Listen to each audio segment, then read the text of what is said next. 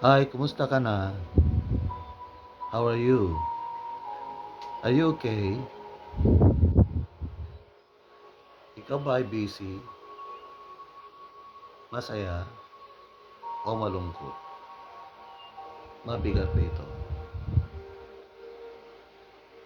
Malungkot ka ba? Meron ka bang problema?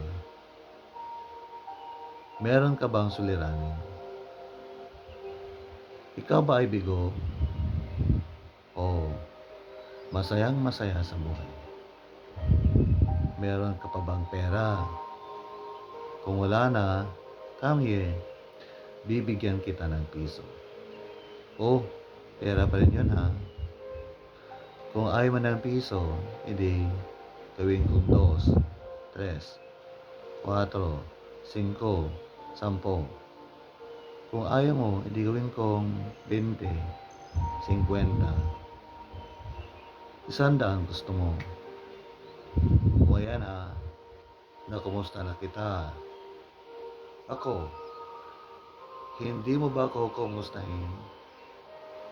Alam mo, mag-isa lang ako sa bahay. Ang iba ay nasa pasyalan, tumatawa ngayon siguro.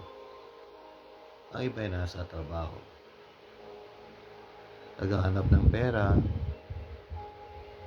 Ang iba ngayon ay nagpapahinga at ang isa ay nasa palengke. Alam mo kaibigan, mag-isa lang ako rito sa aking kwarto, pero hindi talaga ako mag-isa. Meron akong kasama. Siya nasa aking tabi, kanan, kaliwa. Siya ay nasa aking harapan. Ayan o, hindi mo ba siya nakikita? Siya ay nasa aking likuran. Ayan na, hindi mo ba siya napapansin? Siya ay nasa aking ibabaw. At siya ay nagbabantay sa akin. Kasama ko siya araw-araw. Siya ay nandito sa aking puso. Siya ay nandito sa aking isipan. Kasama ko siya at siya ay aking itinatago sa aking puso. Ikaw, nasaan siya sa buhay mo? Nasaan siya sa iyong katawan? Nandito ba siya? O baka siya ay nasa lig mo? Ginawa mo siyang kwentas. Siya ay nasa tainga mo. Ginawa mo siyang hikaw. Siya ay nasa kamay mo. Ginawa mo siyang bracelet. Siya ay nasa dibdib mo, likuran, binti. Ginawa mo siyang tattoo. O baka naman siya nasa iyong pitaka. Ginawa mo siyang pampaswerte. Alam mo ba kung sino aking tinutukoy? Walang iba kundi si JC. Hindi si Juan Carlos Hindi si John Calvin. Siya po mga kaibigan ay walang iba kundi si Jesus Christ, my best friend. He died at Calvary on the cross for my sin, para ako'y maligtas at bigyan niya ng buhay na walang hanggan. Siya ang aking kasama araw-araw. Hindi niya ako iniiwan. Hindi niya ako pinababayaan. Palagi ko siyang kasama. Siya nagbibigay ng aliw kapag ako'y malungkot. Siya nagbibigay ng kaginhawaan sa aking puso kapag mabigat ito. At kapag tinawag ko ang kanyang pangalan, He is always available for me. Nakikinig sa aking daing, sa aking dasal. At siya nagbibigay ng aking mga pangailangan araw-araw. Kaibigan, Nasaan siya sa iyong buhay? Siya ba'y nasa iyong puso ngayon? I hope siya nasa iyong puso ngayon sapagkat kung siya nasa iyong puso, kahit na anong mangyari sa iyong buhay, hindi ka mababaliw. You will not be bored in life. Kahit na magdaan ka sa mga sitwasyong ang hirap ng buhay, hindi ka talaga mahirapan talaga sapagkat tutulungan ka niya, hindi ka niya pababayaan. Ngayon kaibigan, I'd like to ask you, please bow your head. I'd like to pray for you. Panginoong Jesus, Ikaw ang aming tagapagligtas at kami nananalig na minahal mo kami at hanggang ngayon ay minamahal mo kami. Dahil sa iyong pagmamahal, Ikaw ay namatay sa Kalbaryo. Naghirap ka sa krus para kami maligtas at magkaroon ng buhay na walang hanggan upang makamtan namin ang tunay na kagalakan at kapayapaan na hindi maaaring ibigay ng mundo, hindi maaaring ibigay ng pera, hindi maaaring ibigay ng mga kaibigan, hindi maaaring ibigay ng kayamanan ng sino mang sikat, ng sino mang makapangyarihang tao, kundi Ikaw lang, Panginoong Hesus, ang maaaring makapagbigay nito. Panginoong Hesus, nais kong tulungan mo ang kaibigan na nagdadasal ngayon, nanonood sa video ito, at nakikinig sa aking boses. Kung meron siyang problema ngayon, Panginoong Hesukristo, tulungan mo siya.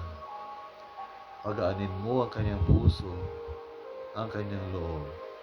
Tulungan mo siyang harapin ang kanyang problema, suliranin, pasanin sa buhay.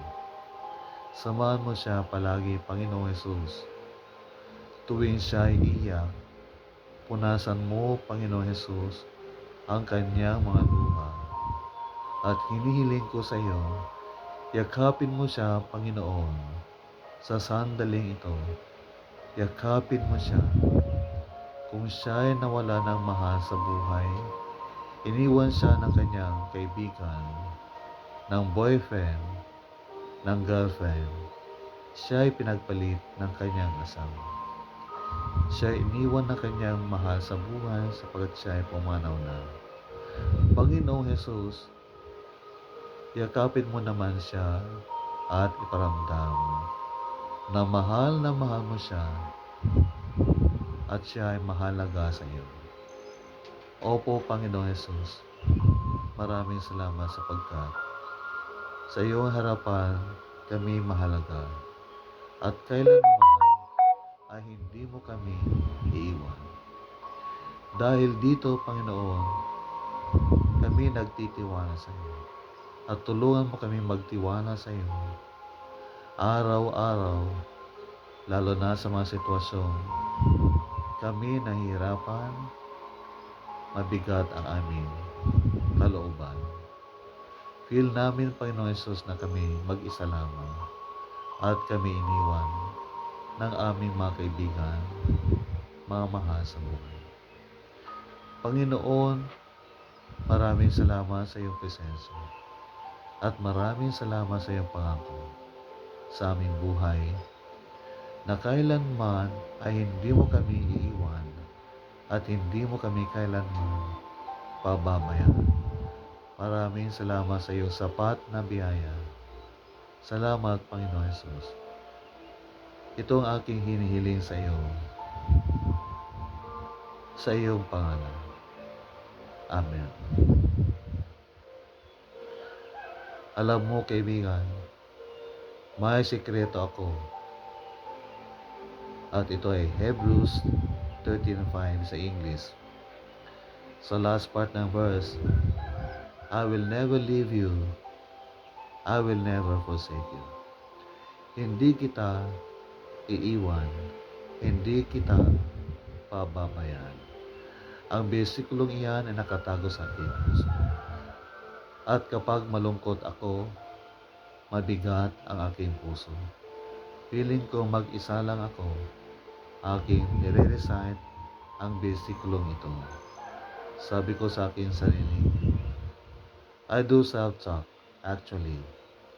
Sabi ko, William Moore, hindi ka nag-iisa, kasama mo ang Panginoong Hesus. Binabantayan ka niya. Hindi ka niya iiwan, hindi ka niya pababayaan. So, kaibigan, huwag mo lang siyang gawing kwentasa, gawing bracelet, gawing hikaw, gawing tattoo, gawing estatwa sa ibabaw ng mesa, gawing picture sa dinding, o gawing display lang, kundi ilagay mo ang Panginoong Hesus sa iyong puso. Tanggapin mo siya bilang tagapagligtas at Panginoon ng iyong buhay. Itago mo siya sa iyong puso at palagi kang magtiwala sa Kanya. God bless. O yan, kumusta ka na? I hope nakatulong sa iyo ng konti ang aking sinabi. God bless.